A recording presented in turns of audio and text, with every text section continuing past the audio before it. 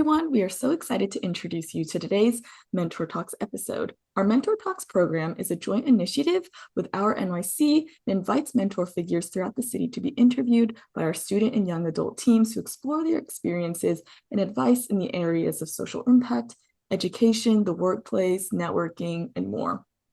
So today, we're honored to have a distinguished guest, Assemblymember Brian Cunningham. Please join us as we explore his insights and the meaningful work they continue to champion. So welcome to the podcast and thank you so much. And there's so many wonderful areas to mention. So to start us off, could you give us a brief introduction about yourself?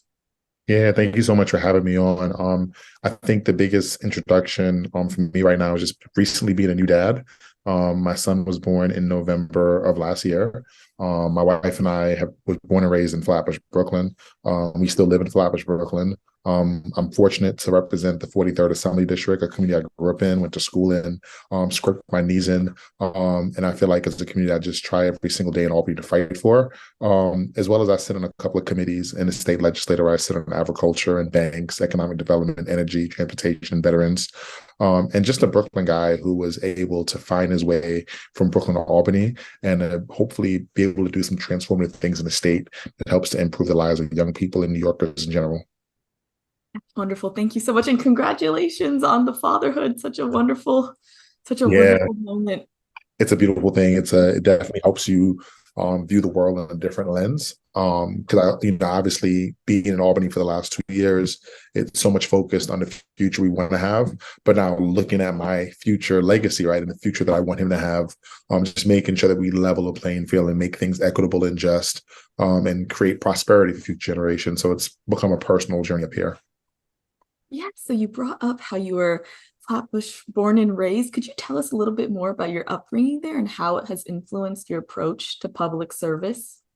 Yeah, so my mom always tell a story. She migrated to the United States in the 1970s.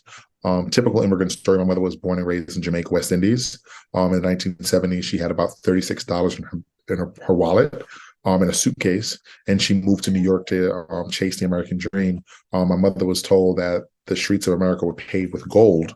When she landed here in February of that year, she discovered it was covered in snow, right? So literally a tropical island to a coal metropolis like New York. She picked Flatbush, Brooklyn because of some unique characteristics. Some of it being its public infrastructure. So we had 2 train stations, one at Church Avenue, one at Winthrop, a number of buses. So she wasn't a driver. So that was going to be very helpful in her mobility around the city, particularly as a worker here in the city. And she saw 2 hospitals and 2 churches. Her faith was big for her.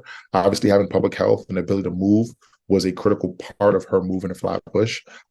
She felt like Flatbush represented what Mayor Dinkins described as a beautiful mosaic, right, of people from South America, people who were Asian Americans and Black Americans, Caribbean Americans, and she just wanted to make sure that she was able to raise her family in such a context. So I'm very fortunate to be her son. She taught me the service you live, or the rent you live in this life is serving people.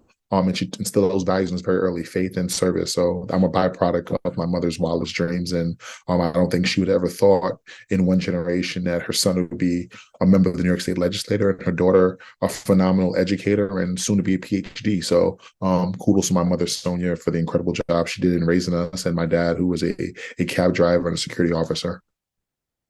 Wonderful. Yeah, thank you so much for sharing that. I think there's so much that can be learned from parents, especially immigrant parents, and great to hear that as well. So, do you have any specific advice for individuals who may be considering a career in public service but are unsure of where to start? Yeah, the advice I would give is just start, right? When I began my journey in public service, I had no idea I was beginning a journey in public service. I was actually working with young people who were overaged, unaccredited. They were at a transfer high school, so they were students who gone to 1 or 2 high schools and just couldn't graduate because they didn't have the kind of support services they needed.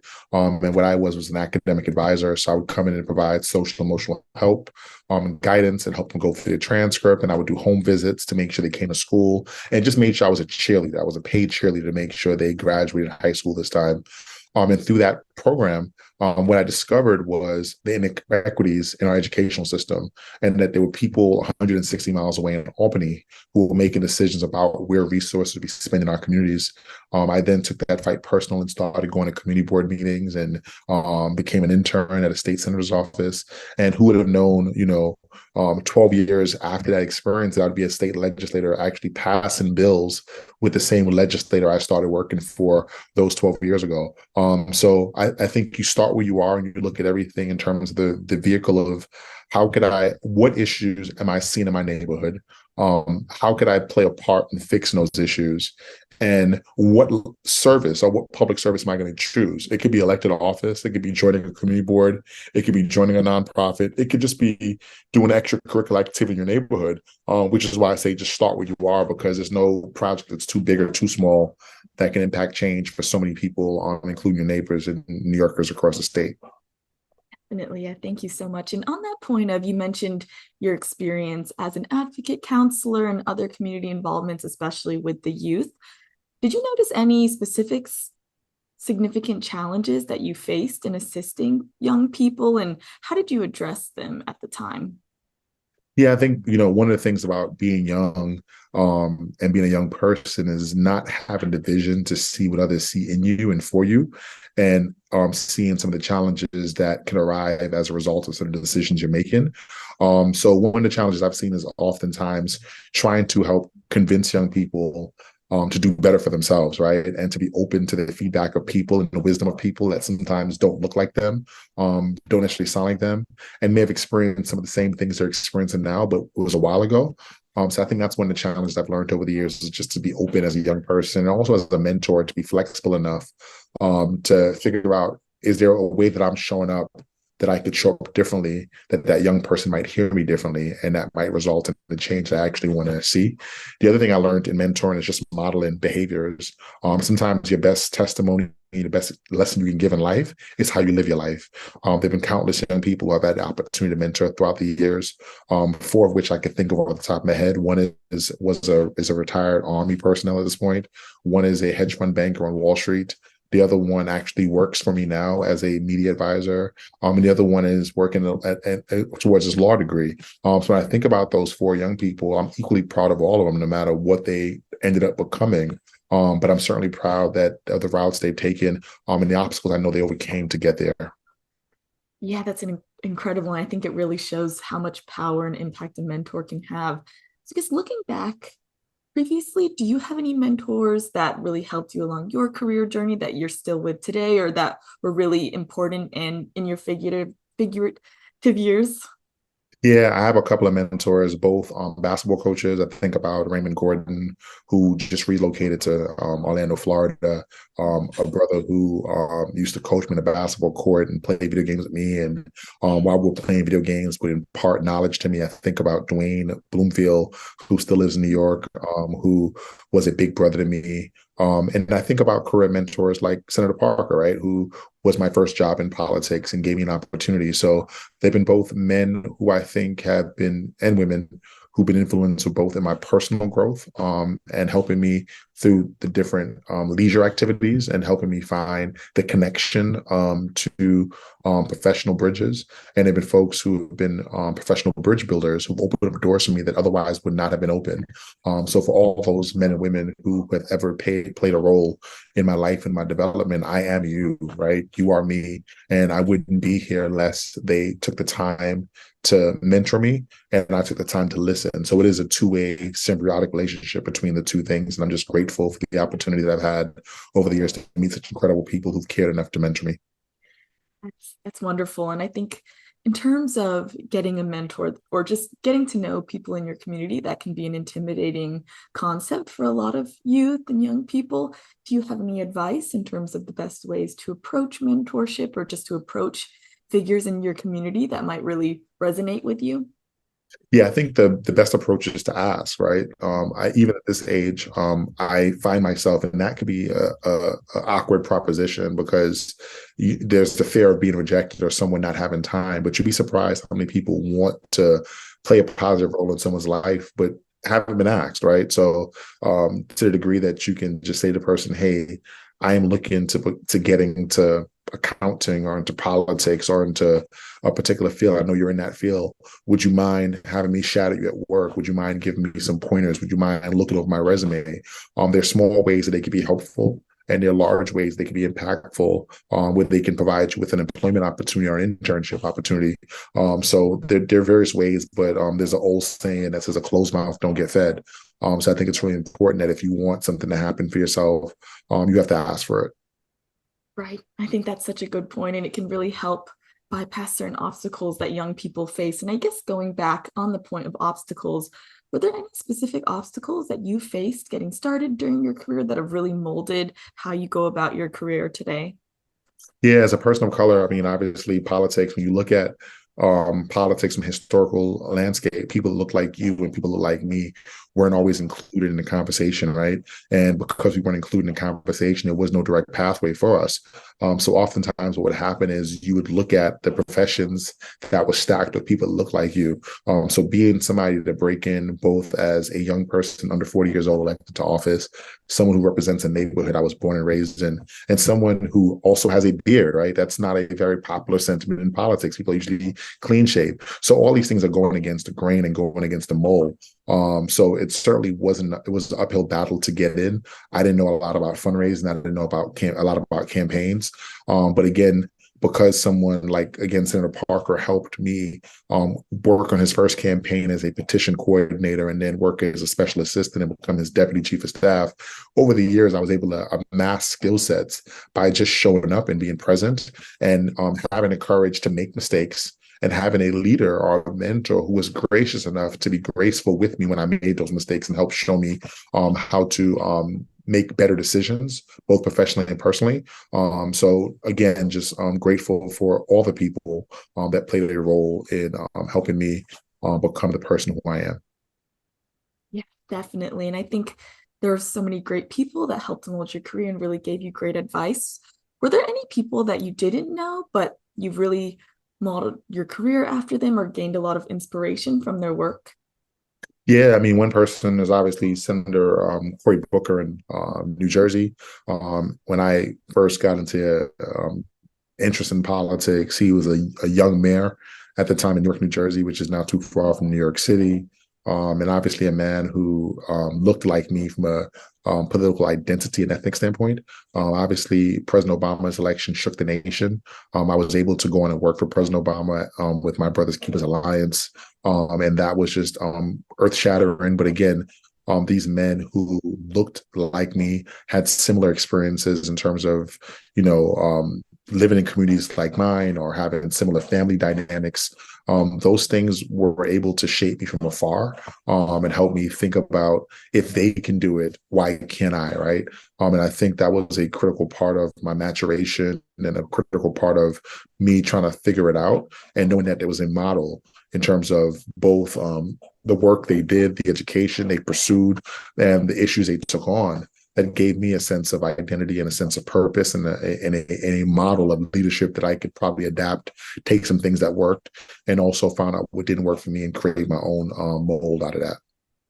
Definitely. And you brought up the point of leadership, which I think poses a really interesting question. I guess, what advice do you have to the youth as they grow up? They get leadership positions and start becoming managers and responsible for others. So, do you have any tips on how to best navigate that space and how to be a strong leader? Yeah, I think a strong leader is a transparent leader. I think in my office, one of the things that I try to do is model with transparency. And also, a strong leader is someone who, and I tell my staff this all the time, everyone's role in this office I've done. I've gone from scheduling, I've done things like, doing office cleanup in terms of literally taking out garbage in an office, to writing legislation. So knowing that as a leader, there's nothing too big or too small that you can't do. And that every time that you take on a task, you're modeling to the team what that looks like. And to me, that is a definition of leadership, is modeling behavior that you want others to follow. If you model toxic behavior, you will receive toxic behavior, right, from the people that work with you and for you. So I think just being a leader is just, again, showing up, being transparent, and modeling the behavior that you want others to follow. That's wonderful. And I think one question, sort of leading into this last bunch, a little bit more about reflections of career and moving forward. I guess during your process? I know a lot of people just tend to get anxiety and doubts over career, and it may seem very permanent. Did you have any doubts about your career or just any sort of your developmental process growing up in the direction that you wanted to pursue? Yeah, I mean, I think back to the first race that I ran for New York City Council back in 2017.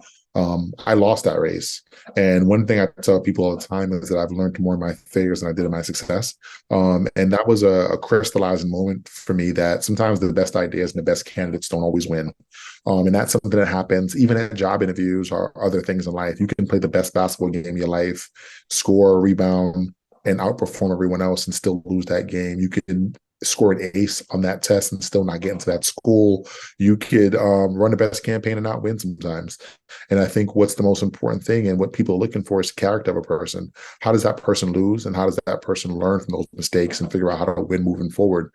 I took those mistakes in 2017. I formed a winning campaign in 2022. And now I'm able to look back at my victory and say that my victory was actually less sweet than my loss. Because there was so much more I learned during those moments of pain, on those moments of isolation, and those moments of trying to self-comfort and finding comfort in the uncomfortable process of trying to figure it out.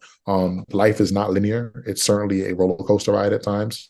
You don't get to your destination. I certainly didn't want to be a state legislator. I wanted to be a city council member. So even the path that I thought I would enter through wasn't the path that I entered through. And I couldn't imagine now being a city council member. So I think it's just so fascinating that how life can throw different challenges at you. It's up to you to respond in a way that shows character and shows conviction and shows courage to move on beyond the results. Definitely. I think there's just so much fear of failure, but it can really be the greatest motivator. And I guess that leads into one of our last questions is what continues to motivate you? I think what continues to motivate me is you, people like you who are smart, hardworking, and trying to figure it out. People like you who I feel like I have an obligation to lead by example in these positions that I pursue and the work that I do. I think that's what keeps me motivated, as well as, again, the birth of my son in November certainly is a new motivation for me in life. It's a motivation to be healthier so that I turned 40 this year and I would love to see him turn 40. So that means I have to live until 80, right? So in everything, it kind of self-starts and self-motivates me to think about my life through a different channel, a different lens, that it's not about me anymore. It's really about the people that look up to me and the people who rely on me and making sure that I'm showing up as the best of me possible in order to be the best person for them and the best example for them. Yeah, thank you so much. I think I can say on behalf of many youth that the advocacy and representation is just something that is really meaningful to us as well and definitely motivates us. So I think leading into the last and potentially largest question, what's the best advice you have to give to the next generation? That's a great question. I think the best advice I can say is stay hungry and stay curious. Curiosity is probably the most important trait, I think. I'm a big hip hop fan, and Jay-Z has a song where he talks about treating everything like you're a little intern, like it's your first day at the office. And I think that level of curiosity that you're just starting feeds the hunger for how far you can go. When you're in the bottom of the steps, the top of the steps seems so far away. When you get to the top of the steps, sometimes the bottom feels out of sight, like you've passed it. So I think just keeping that idea of self-motivating yourself, that every day there's something that you can learn to do differently, something that you could read differently, and something that you could interpret differently in a way that you could show up differently. I think certainly we've seen that over the last few years, particularly after the pandemic, the world shifted and changed. AI is shifting the world, technology is shifting the world, fintech is shifting the world. All these things are new. And if you're still stuck on the old banking model, you can't get with cryptocurrency and fintech. If you're stuck on Microsoft 95, you can't certainly get to AI, right? So I think it's just being curious about what's happening and being open to that new learning and diving right in and staying curious. Thank you so much. And actually, one last question, just since your comment reminded me, in terms of the next 5 or 10 years, the new technologies and innovations that we see, are there any that you can really envision being very impactful or that you just feel like will be really important for the youth moving forwards? Yeah, I think obviously AI is a huge one. That's going to be a huge thing, and fintech is going to be a huge thing, how we're moving the financial sector into tech. I think the other piece that's going to be critical for young people to understand is, like, now we have a climate crisis and we're wondering if there's a planet B, and there is no planet B. and how we begin to think about the jobs that we now need to prepare ourselves for that future to preserve literally the earth. So I think looking at today's crises, specifically will help people, young people specifically, understand what their mandate and calling is to help save the course of humanity moving forward. And I think so we have to look at these trends and pay attention to views and understand that, obviously guns are a problem, and ghost guns and fintech is a huge opportunity space, and AI is a huge opportunity space and a threat to the workforce. How are we going to use these moments that are happening now and try to help predict where we need to move the country and the world moving forward? So again, stay curious, stay hungry, and try to figure out how to solve problems. Thank you so much. I can't say how much we appreciate your time today and just your sharing of your insights and background. And I think so many youth can benefit from hearing your story and just be more motivated as well. So really appreciate it again, and best of luck with everything, especially fatherhood. And thank you. Appreciate it. Thank you so much. Have a good night. You too.